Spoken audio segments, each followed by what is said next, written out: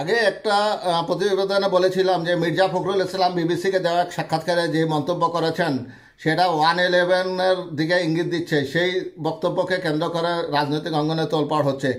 তার বক্তব্যের প্রতিবাদ করেছেন বৈষম্য বিরোধী ছাত্র আন্দোলনের অন্যতম সমন্বয়ক হাসনাত আবদুল্লাহ।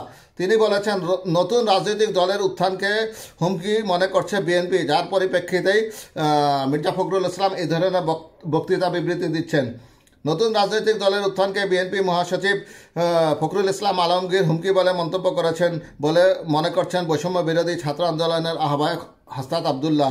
বৃহস্পতিবার 22শে জানুয়ারি নিজের ভেরিফাইড ফেসবুকে অ্যাকাউন্টে এক পোস্টে তিনি এ মন্তব্য করেন।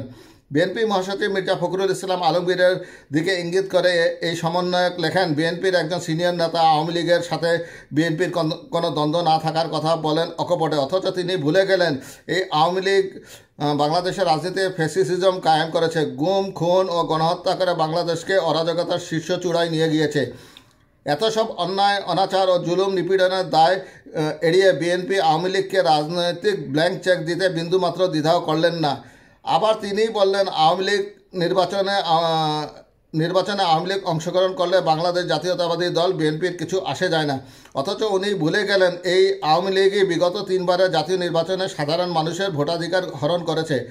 এই আওয়ামী লীগ সরকারের কারণে তার দল বিএনপি বিগত জাতীয় সংসদ নির্বাচনগুলো বর্জন করতে বাধ্য হয়েছে। গণঅভ্যুত্থানের পরে বাংলাদেশের কাঠামোগত পরিবর্তন করার সময় ও সুযোগ এলো, অথচ বিএনপি দেশ পুনর্গঠনের এই সুযোগকে অবমূল্যায়ন করে হাজির হলো 111 সরকারের ফর্মুলার আলাপ নিয়ে।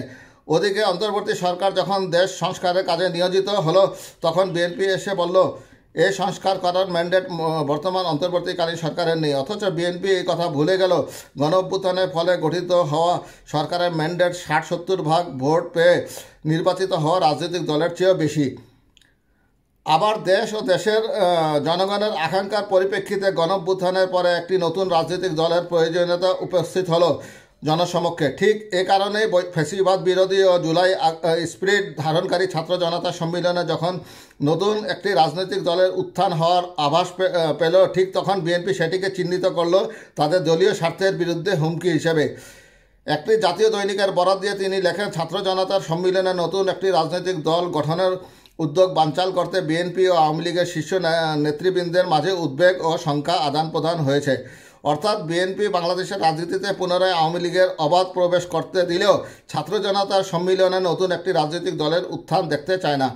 এর আগে বুধবার প্রকাশিত এক সাক্ষাৎকারে বর্তমান সরকারের মধ্যে কোনো পরিবর্তন আসতে পারে কি না এক প্রশ্নের জবাবে মির্জা ফখরুল ইসলাম বিবিসি বাংলাকে বলেন, নিরপেক্ষতার প্রশ্ন আসতে পারে, কেননা এখানে আমরা জিনিসটা লক্ষ্য করছি যে ছাত্ররা একটা রাজনৈতিক দল তৈরি করার কথা চিন্তা করছেন। সেখানে যদি ছাত্রদের প্রতিনিধি এই সরকারে থাকে তাহলে তো নিরপেক্ষ থাকতে পারবে না।